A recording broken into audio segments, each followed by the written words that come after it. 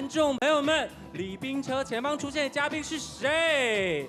就是我们的演员刘品言，还有我们谁来演戏的制作团队。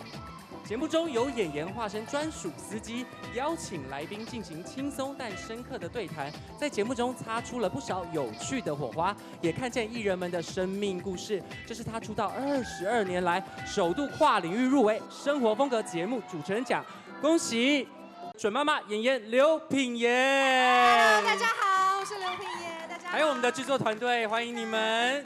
想先问一下演员，这次以生活风格节目主持人入围金钟奖的心情是什么呢？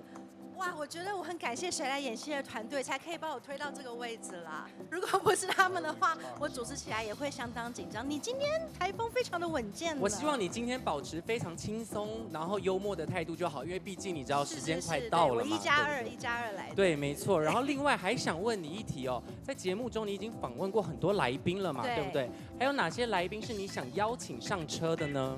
哇，这要小小的保密一下，因为我跟导演有一些很特殊的 idea， 我们会留在下一季，如果可以的话。哎呦，有小亮点哦。那今晚如果获奖了，你已经想好庆功的方式了吗？